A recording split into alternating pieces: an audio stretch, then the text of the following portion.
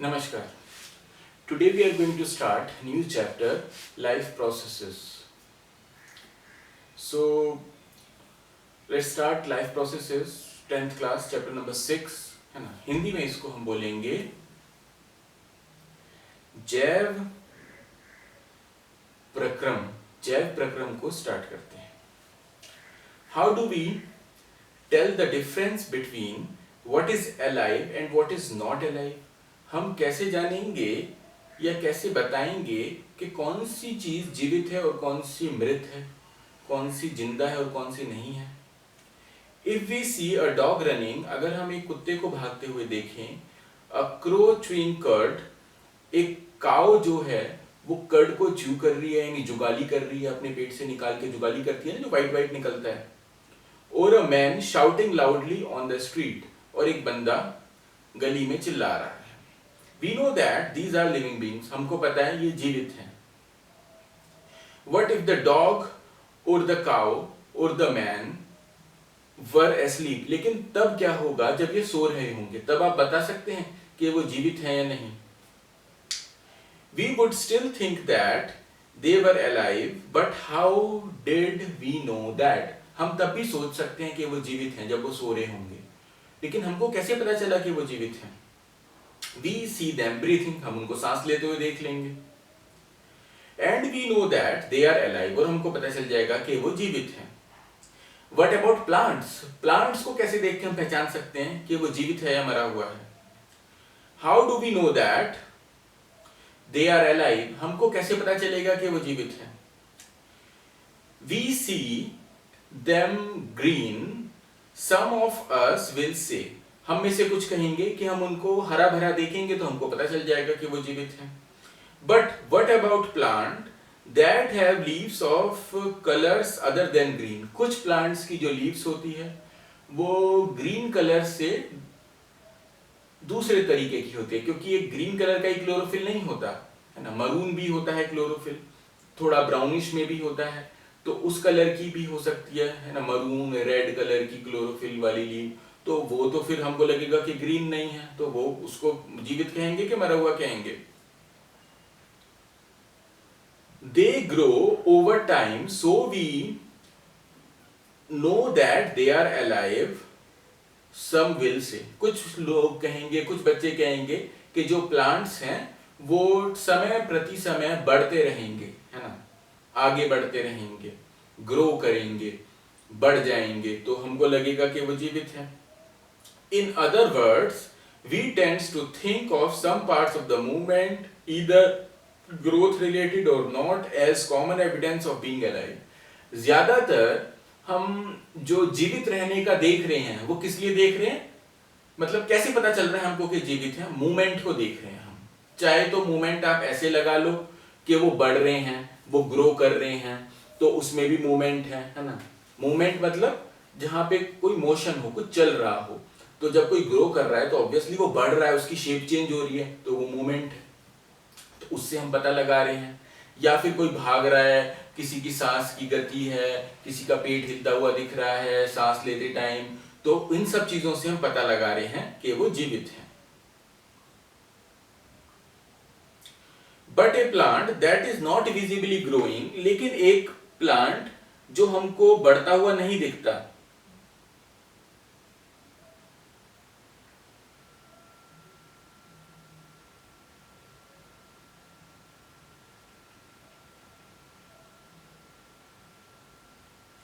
Is still alive, वो भी जीवित है.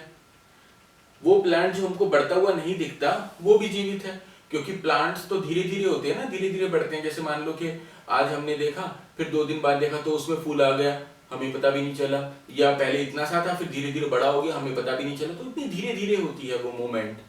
And so animals can breathe without visible movement. कुछ जो जानवर हैं वो बिना पेट के मूवमेंट के सांस ले लेते हैं, हमें पता भी नहीं चलेगा कि सांस ले रहे हैं, तो उनको कैसे देखेंगे. So using visible movements as the defining characteristic of life is not enough. तो केवल मूवमेंट को देखना किसी जिंदगी के लिए कि भाई कोई जीवित है या नहीं, वो पर्याप्त नहीं है. यानी कि वो हम ऊपर ऊपर से तो कर सकते हैं, लेकिन हमेशा काम नहीं चल सकता इससे देख के कि कौन सा जीवित है और कौन सा नहीं, मूवमेंट को देख के केवल। Movement over very small scale will be invisible to the naked eye. ऐसी मूवमेंट जो बहुत ही स्मॉल स्केल पे हो रही हो, स्मॉल स्केल मतलब कम हो रही हो या धीरे धीरे हो रही हो, आराम से हो रही हो, हमारी नेक्ड आई से, हमारी नंगी आंखों से हम उसको नहीं देख सकते। मूवमेंट ऑफ मॉलिक्यूल्स, उसको हम कहेंगे movement of molecules. For example, this invisible molecular movement necessary for life. क्या ये जो इनविजिबल मॉलिक्यूलर मूवमेंट होती है ये हमारी जिंदगी के लिए जरूरी होती है? ये बहुत ही सूक्ष्म स्केल पे होती है जो मॉलिक्यूलर मूवमेंट होती है।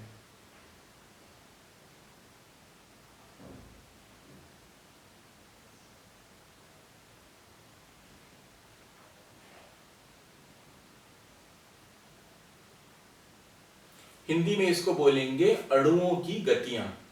जो अणु हैं उनमें जो गति होती है वो मॉलिक्यूलर मूवमेंट है।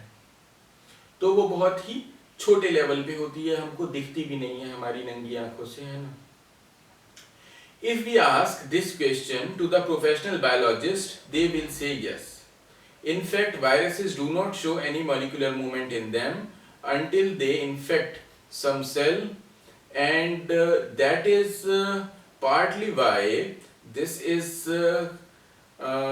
controversy that about whether they are truly alive or not. तो जो मॉलिक्यूलर मूवमेंट है पहले वो जान लो वो क्या होती है।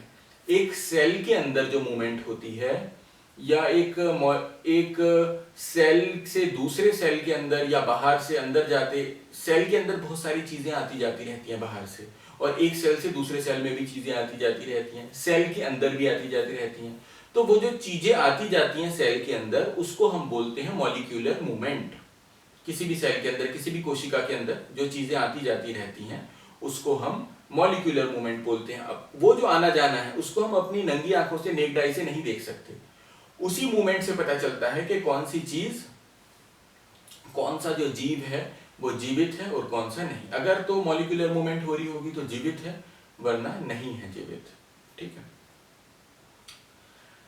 तो अगर हम बायोलॉजिस्ट से पूछें कि भाई ये मॉलिक्यूलर मूवमेंट से पता चलता है क्या, तो वो बोलेगा हाँ जी, मॉलिक्यूलर मूवमेंट से ही पता चलता है। फिर उसके बाद कहा था मैं, why molecular movement needed for life. Molecular movement की क्यों जरूरत होती है लाइफ के लिए? We have seen in earlier classes that living organisms are well organised structure. हमने छोटी क्लासों में पढ़ा है, पुरानी क्लासों में, कि जो लिविंग ऑर्गेनिज्म है वो एक वेल ऑर्गेनाइज्ड स्ट्रक्चर होता है। They can have tissues, tissues have cell. Tissues होते हैं, है ना, टिश्यूज मिलके क्या बनाते हैं, एक ऑर्गन बनाते हैं। लेकिन जो टिश्यूज हैं वो फर्दर किससे बने होते हैं, वो सेल से बने होते हैं। Tissues are made up of cell. Cells have smaller components in them. Cell के अंदर बहुत छोटे छोटे कंपोनेंट्स होते हैं, एंड सो ऑन। सेल के अंदर भी बहुत सारे छोटे छोटे कंपोनेंट्स होते हैं। Because of the effect of the environment, this organised order nature of living structure is very likely to keep breaking down over time. In order breakdown, the organism will no longer be alive.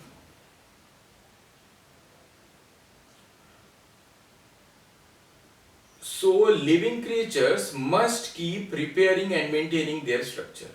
ये जो structures होते हैं cell के बहुत छोटे छोटे, ये समय प्रति समय ब्रेक होते रहते हैं, टूटते रहते हैं। लेकिन अगर ये टूटते रहें तो जो ऑर्गेनिज्म है वो तो मर जाएगा, वो जीवित नहीं रहेगा।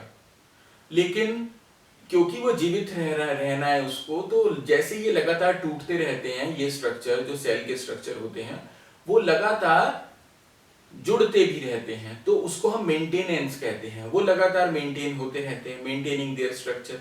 Since all these structures are made up of molecules, ये सभी स्ट्रक्चर मॉलिक्यूल से बने होते हैं, they must move molecules around all the time. तो इसीलिए इन स्ट्रक्चर को जीवित रखने के लिए, रिपेयर करने के लिए, इनको मेंटेनेंस करने के लिए, इनका मेंटेनेंस करने के लिए मॉलिक्यूल्स को एक जगह से दूसरी जगह पे जाना ही पड़ता है, क्योंकि ये मॉलिक्यूल से बने होते हैं। सेल जो है फर्दर वो सेल ऑर्गेनेल से बने हैं, और सेल ऑर्गेनेल्स मॉलिक्यूल से बने हैं, तो उन मॉलिक्यूल्स में मूवमेंट जरूरी होती है। तो मूवमेंट मतलब इधर से उधर जाना, तो इधर से उधर जाने का यही मतलब है कि वो मेंटेनेंस होती है, वो रिपेयर होते हैं, क्योंकि वो लगातार समय प्रति समय, समय के साथ साथ पुराने होके और दूसरी चीजों होके, रिएक्शन वगैरह होके टूटते रहते हैं। What are life processes? Life processes क्या होता है? The maintenance functions of living organisms must go on even when they do not doing anything particular. जो मेंटेनेंस फंक्शन है वो तब भी काम कर रहा होता है, तब भी लगातार चल रहा होता है शरीर के अंदर, मॉलिक्यूलर लेवल पे, सूक्ष्म लेवल पे, जब हम कुछ भी नहीं कर रहे होते। जैसे मैं ऐसे ही बैठा हुआ हूँ, कोई ऐसे ही बैठा हुआ, कोई सो रहा है, कुछ नहीं कर रहा, तब भी वो लगातार चलता रहेगा। तो इसका ये कारण है, इससे ये पता चलता है कि तब भी वो इंसान जीवित रहेगा। Even if we are just asleep, the maintenance job has to go on. जब हम सो रहे होते हैं तब भी मेंटेनेंस जॉब चल रही होती है। The process which together perform this maintenance jobs are life processes. ऐसे प्रोसेस जो मिलजुल के ये काम करते हैं उनको लाइफ प्रोसेस कहा जाता है। वो सारे प्रोसेस जो ये मेंटेनेंस जॉब को करते हैं, उन सभी प्रोसेसेस को हम लाइफ प्रोसेसेस कहते हैं। क्या किनको कहते हैं लाइफ प्रोसेसेस? वो प्रोसेसेस जो मॉलिक्यूलर लेवल पे हमारी बॉडी के अंदर मेंटेनेंस और रिपेयरिंग को करते हैं, जो डैमेज हो गया है उसको खत्म करते हैं, उसको ठीक करते हैं, उनको लाइफ प्रोसेसेस कहते हैं। Since these maintenance processes need to prevent damage and breakdown, damage और ब्रेकडाउन को खत्म करते हैं। Energy is needed for them. तो इन लाइफ प्रोसेसेस के लिए हमको क्या चाहिए? एनर्जी चाहिए। This energy comes from outside the body of an individual organism.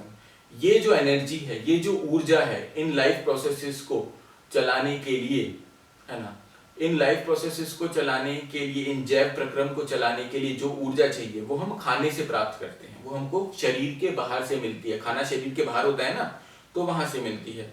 This energy comes from outside the body of the individual organism, so there must be a process to transfer a source of energy from outside the body to the organism. तो इसीलिए एक process होना चाहिए जिस process के तहत body के बाहर से जो एनर्जी है, जो ऊर्जा है, वो बॉडी के अंदर चली जाए ऑर्गेनिज्म के,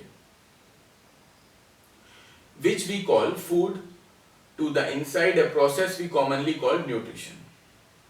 जिसको हम क्या कहते हैं? खाना कहते हैं, और प्रोसेस के अंदर उसको न्यूट्रिशन कहा जाता है। खाने से ही तो न्यूट्रिशन मिलता है। जो खाना है वो पूरा का पूरा न्यूट्रिशन से बना है ना, न्यूट्रिएंट से बना है। If the body size of the organism is to grow, additional raw material will also be needed from outside. अगर जो बॉडी साइज है ऑर्गेनिज्म का वो ग्रो कर रहा है, वो बढ़ रहा है लगातार, तो बाहर से कुछ एडिशनल चीजें भी चाहिए होंगी खाने के लिए। Since life on earth depend on carbon based molecule, most of these food sources are also carbon based. क्योंकि धरती पे जो जीवन है वो ज्यादातर कार्बन से है ना। हमारी पूरी बॉडी कार्बन की बनी हुई है, पूरी तो नहीं लेकिन 90% जो बॉडी है वो कार्बन की बनी हुई है। प्लांट सारे कार्बन के बने होते हैं, लकड़ी कार्बन, प्लास्टिक कार्बन, सारी चीजें कार्बन है। तो इसीलिए जो हम खाना खाते हैं वो भी कार्बन है, क्योंकि हम उनको ही तो खाते हैं। किन किन को खाते हैं? पेड़ पौधों को, जीवों को, इन सबको खाते हैं, तो वो भी कार्बन के हैं। तो जो लाइफ है वो कार्बन बेस्ड लाइफ है। Depending on the complexity of the carbon source, different organisms can then use different kind of nutritional processes. जिस टाइप का कार्बन सोर्स लोग खाएं, जैसे कुछ तरीके के प्लांट्स खाएं, दूसरे तरीके के एनिमल्स को खाएं, तो जो भी ऑर्गेनिज्म जिस तरीके का कार्बन सोर्स खाता है उस कार्बन सोर्स की अपनी अपनी कॉम्प्लेक्सिटी होती है। कॉम्प्लेक्सिटी मतलब जटिलता होती है। कॉम्प्लेक्सिटी का मतलब जटिलता। अब हम इसको कॉम्प्लेक्सिटी क्यों कह रहे हैं, इसको जटिल क्यों कह रहे हैं? जटिल का ये मतलब है कि उसका जो स्ट्रक्चर है ना कार्बन का, वो बहुत जटिल है, वो बहुत कॉम्प्लेक्स है, मुश्किल है हमारी बॉडी के हिसाब से। तो हमारी बॉडी उसको ले तो लेती है अंदर, फिर उसको सिंपलर, उसको सरल कर देती है जो हमारी बॉडी इस्तेमाल कर सके। जो कॉम्प्लेक्स है उसको हमारी बॉडी डायरेक्टली इस्तेमाल नहीं कर सकती, उसको पहले सिंपलर में कन्वर्ट करेगी, फिर इस्तेमाल करेगी। तो different organism can then use different kind of nutritional process. तो अलग अलग ऑर्गेनिज्म अलग अलग तरीके का न्यूट्रिशनल प्रोसेस का इस्तेमाल करते हैं उसको कन्वर्ट करने के लिए। The outside source of energy could be quite varied. जो बाहर की सोर्स ऑफ एनर्जी है वो वेरी कर सकती है, यानी अलग अलग हो सकती है। खाना पीना तो सबका अलग अलग हो सकता है ना, तो वो वेरी कर सकती है।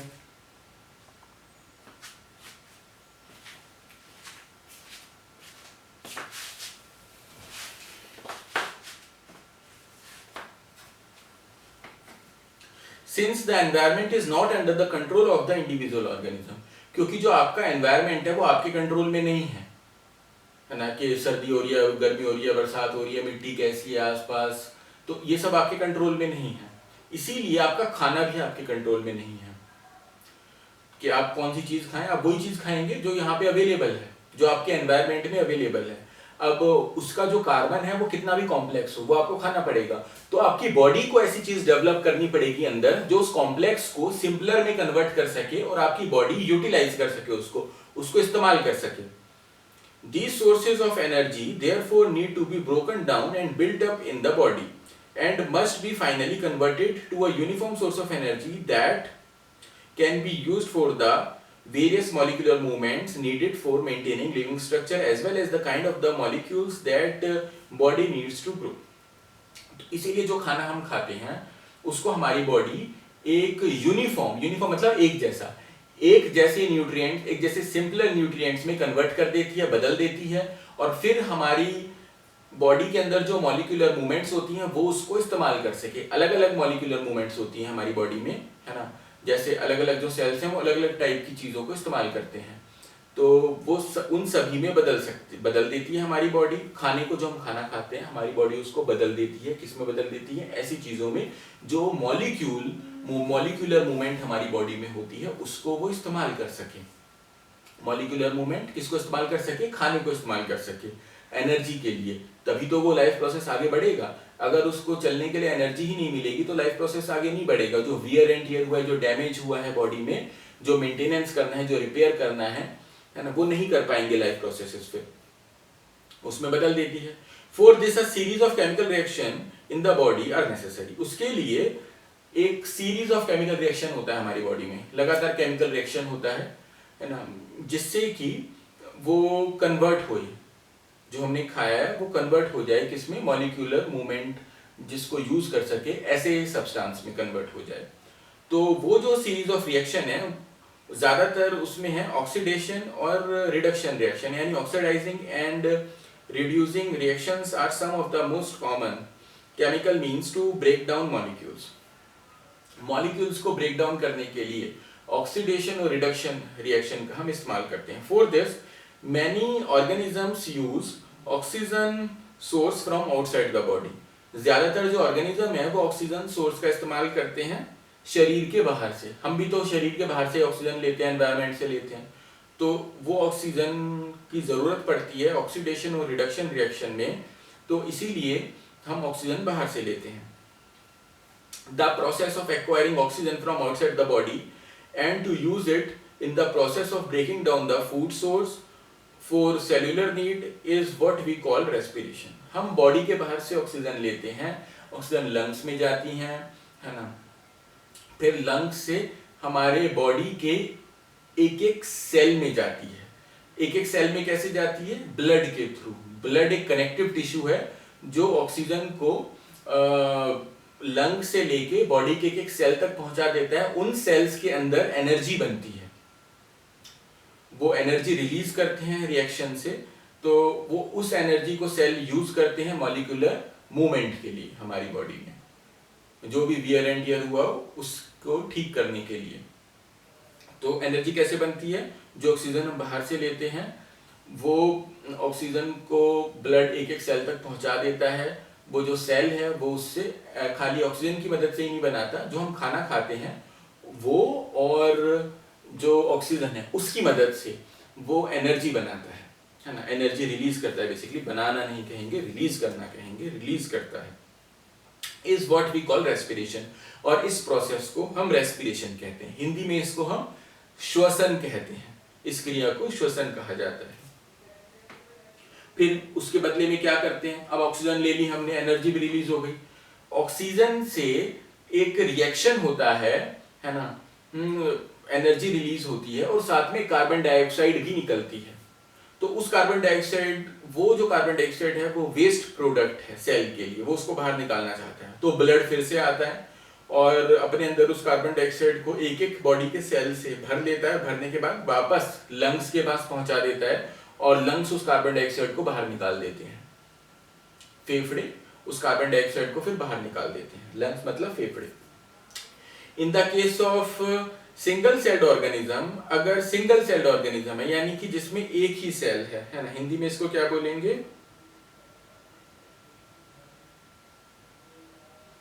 एक कोशिकीय जीव, एक कोशिकीय जिसमें एक ही कोशिका है, ऐसा जीव जिसमें सिंगल सेल ऑर्गेनिज्म है। No specific organs are taking in food, कोई स्पेसिफिक ऑर्गन्स नहीं है खाना खाने के लिए।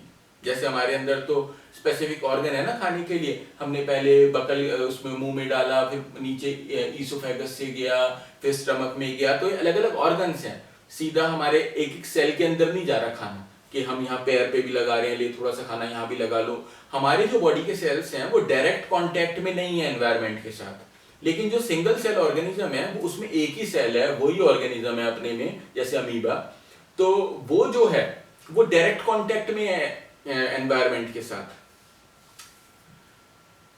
No specific organ for taking in food, exchange of gases और removal of waste may be needed. तो इसीलिए उसमें एक्सचेंज ऑफ गैस भी चाहिए होती है एक ही सेल के अंदर, और वेस्ट भी बाहर निकालना होता है। Because the entire surface of the organism is in the contact with the environment. तो क्योंकि वो अकेला एक सेल है, वो ही अपने में जीव है ना, तो वो एनवायरमेंट के साथ डायरेक्ट कॉन्टेक्ट में होता है। लेकिन हमारे जो बॉडी है वो एनवायरमेंट के साथ हर एक चीज डायरेक्ट कांटेक्ट में नहीं होती। डायरेक्ट कांटेक्ट में हमारा रेस्पिरेटरी सिस्टम है ना, हमारा जो डाइजेस्टिव सिस्टम है वो भी डायरेक्टली नहीं है। उसमें जो बकल कैविटी है जो मुंह के अंदर है, खाली वो ही डायरेक्ट कांटेक्ट में, वो भी जब हम चाहें तब, वरना वो भी नहीं होता। तो डायरेक्ट कांटेक्ट में हम बिल्कुल एनवायरमेंट के पूरे सेल नहीं है। लेकिन जो सिंगल सेल ऑर्गेनिज्म है वो डायरेक्ट कांटेक्ट में है। But what happened when the body size of the organism increases and the body design became more complex? हमारा जो body design है वो बहुत जटिल है, वो बहुत complex है। In multicellular organism, all cells may not be in direct contact with the surrounding environment. Multicellular जैसे कि हम हैं, बहुत सारे सेल वाले, वो डायरेक्ट कांटेक्ट में नहीं होते हैं। Thus, simple diffusion will not meet the requirement of the cell. तो जो एक सिंगल सेल है उसमें तो डिफ्यूजन हो जाता है। डिफ्यूजन का मतलब है कि पानी शरीर के अंदर आ गया, फिर जितना उसको चाहिए वो लिया, बाहर चला गया। ऑक्सीजन शरीर के अंदर आ गई, जितना उसको चाहिए वो लिया और बाहर चली गया बाकी कार्बन डाइऑक्साइड। ऐसे ही फूड आया शरीर के अंदर, लिया, बाकी का बाहर चला गया, एक सेल वाले में। हमारे साथ तो ऐसे नहीं होता कि ऑक्सीजन शरीर में एक एक सेल के अंदर घुस जाए अपने आप, ऐसे नहीं होता है। हम लेते हैं रेस्पिरेशन से, रेस्पिरेटरी सिस्टम, लंग्स उसको फिर ब्लड के जरिए इधर उधर पहुंचाता है। तो एक पूरा सिस्टम चाहिए होता है हमको, मल्टीसेलुलर ऑर्गेनिज्म को, क्योंकि हमारी बॉडी का एक एक सेल डायरेक्ट कांटेक्ट में नहीं होता एनवायरमेंट के साथ। We have seen previously how in multicellular organism, हमने previously देखा कि multicellular organisms में, प्रीवियसली देखने का मतलब है पहले देखा, है ना। हमने प्रीवियसली देखा कि मल्टीसेल्यूलर ऑर्गेनिजम्स में various body parts have specialised in function they perform. जो अलग अलग बॉडी पार्ट्स होते हैं वो स्पेशलाइज्ड होते हैं फंक्शंस में, जो वो परफॉर्म करते हैं। जैसे कि हमारे बॉडी में जो लंग्स है वो क्या फंक्शन परफॉर्म करता है? वो ऑक्सीजन को कलेक्ट करता है और कार्बन डाइऑक्साइड को छोड़ता है ना, ब्लड के जरिए। तो वो अलग अलग चीजें परफॉर्म कर रहे हैं। हमारा आई देखने का काम कर रही है, तो अलग अलग ऑर्गन्स हैं हमारे। जो माइंड है वो थिंकिंग का, सोचने का काम कर रहा है, इंफॉर्मेशन स्टोर करने का काम कर रहा है। तो वो अलग अलग जो ऑर्गन्स है वो अलग अलग चीजें परफॉर्म करते हैं। Various parts have specialised in the function they perform. We are familiar with the idea of these specialised tissues. हम इन स्पेशलाइज्ड टिश्यूज के आइडिया से फैमिलियर हैं। And with their organisation in the body of the organism. और हमको ये भी पता है कि ये जो ऑर्गन्स हैं और ये जो टिश्यूज हैं ये हमारी बॉडी में कैसे लगे हुए हैं, है ना। सबसे पहले सेल होता है, सेल के बाद क्या बनता है, टिश्यूज। वो स्पेशलाइज्ड टिश्यूज होते हैं। वो स्पेशलाइज्ड टिश्यूज मिलके अलग अलग स्पेशलाइज्ड ऑर्गन्स बनाते हैं, तो वो आपस में कनेक्ट होते हैं। And with their organisation in the body of the organism, it is therefore no surprising that the uptake of food and oxygen will also be function of the specialized tissues। तो इसीलिए जो खाना खाना है वो और जो ऑक्सीजन लेना है वो भी किसके जरिए होगा, स्पेशलाइज्ड टिश्यूज के जरिए ही होगा। However, this poses a problem since the food and oxygen are now taken up at one place in the body of the organism while other parts of the body need them। तो इसी वजह से दिक्कत ये हो गई कि हमारा खाली मुंह खाना खाता है और डाइजेस्टिव सिस्टम तक ही खाना रहता है। ऐसे ही जो हम सांस लेते हैं वो हमारे रेस्पिरेटरी सिस्टम तक रहता है, लेकिन जो खाने से एनर्जी मिलनी चाहिए, जो खाने में न्यूट्रिएंट्स हैं, वो तो बॉडी के हर एक सेल को चाहिए। ऐसे ही जो ऑक्सीजन है वो भी बॉडी के हर एक सेल को चाहिए। तो वो उन स्पेशलाइज्ड सिस्टम से दूसरी जगह तक कैसे जाए, इसके लिए हमको कुछ कनेक्शन की जरूरत पड़ेगी। वो जो कनेक्शन है वो हमारी बॉडी में एक जगह से दूसरी जगह चीजों को पहुंचाने का काम करेगा, और फिर उसके बाद वहां पे जब एनर्जी बन जाएगी, उन बॉडी के सेल्स को जो उनको न्यूट्रिएंट्स चाहिए वो मिल जाएंगे, तो वहां से वो कुछ वेस्ट प्रोडक्ट क्रिएट होगा। उन वेस्ट प्रोडक्ट को वापस बाहर लेके आने के लिए भी सिस्टम चाहिए। तो उनको कनेक्ट करने के लिए, उन टिश्यूज को, उन स्पेशलाइज्ड सेल को कनेक्ट करने के लिए, सारी चीजों को कनेक्ट करने के लिए हमको एक ट्रांसपोर्ट सिस्टम चाहिए बॉडी में, जो सामान को इधर से उधर लेके जा सके। बेसिकली वो ब्लड होता है, ब्लड सामान को इधर से उधर लेके जाता है। और भी होते हैं ट्रांसपोर्टेशन सिस्टम बॉडी में, लेकिन जो हम रेस्पिरेटरी सिस्टम का देख रहे हैं, जो हम एनर्जी का देख रहे हैं, वो ब्लड होता है। When chemical reaction use carbon sources and oxygen for energy generation, जब केमिकल रिएक्शन होते हैं और वो कार्बन सोर्स का इस्तेमाल करते हैं और ऑक्सीजन का इस्तेमाल करते हैं एनर्जी जनरेट करने के लिए बॉडी में, दे क्रिएट बाय प्रोडक्ट्स। वो बाय प्रोडक्ट भी क्रिएट करते हैं। बाय प्रोडक्ट मतलब ऐसी चीजें जो नहीं चाहिए हमको, साथ में अपने आप पैदा हो जाएंगी। तो वो है कार्बन डाइऑक्साइड। हमको तो एनर्जी चाहिए थी खाली, लेकिन जब हमने ऑक्सीजन ली तो एनर्जी के साथ साथ कार्बन डाइऑक्साइड भी बन गई, तो वो बाय प्रोडक्ट है। अब वो यूजलेस होता है हमारे लिए। उस यूजलेस बाय प्रोडक्ट को, और वो हमारे बॉडी के लिए हार्मफुल भी होता है, बाहर निकालना है। तो बाहर निकालने के लिए हमको कुछ ऐसा चाहिए जो कनेक्ट कर सके, तो वो ब्लड है। ऐसे ही बाय प्रोडक्ट में कुछ वेस्ट प्रोडक्ट भी निकलता है। जैसे मान लो हमने एनर्जी बनाई खाने के बाद, तो वेस्ट प्रोडक्ट निकला। वो वेस्ट प्रोडक्ट कहां पे जाना चाहिए, एक्सक्रीटरी सिस्टम में जाना चाहिए, जिससे एनस के थ्रू वो बाहर निकल सके, हम पॉटी कर सके बेसिकली। तो हर एक सेल से वो वेस्ट प्रोडक्ट पकड़ के उसको एक्सक्रीटरी सिस्टम में भेजो, एक्सक्रीटरी सिस्टम से वो फिर बाहर निकलेगा। तो ये सारा का सारा प्रोसेस कैसे होगा, ये इसके लिए हमको कनेक्टिव टिश्यू चाहिए, है ना। तो ये किसमें होता है सारा, मल्टी सेल्यूलर ऑर्गेनिज्म में। किसमें होता है, मल्टी सेल्यूलर ऑर्गेनिज्म में। Again, if the basic rule for the body design in multicellular organism are follow, a specialized tissue for excretion will be developed। तो excretion के लिए भी specialized tissue develop करना पड़ेगा, which means that the transportation system will need to transport waste away from the cell। तो इसीलिए एक transportation system भी चाहिए जो सेल से वेस्ट प्रोडक्ट को लेके जाए और एक्सक्रीटरी टिश्यू में भेज दे, और एक्सक्रीटरी टिश्यू उसको बाहर निकाल दे एक्सक्रीटरी सिस्टम से। तो पहले इसमें ये 4 क्वेश्चन है, ये चारों क्वेश्चन आप लोगों को करके दिखाने हैं, फिर आगे हम न्यूट्रिशन का पढ़ेंगे, ठीक है।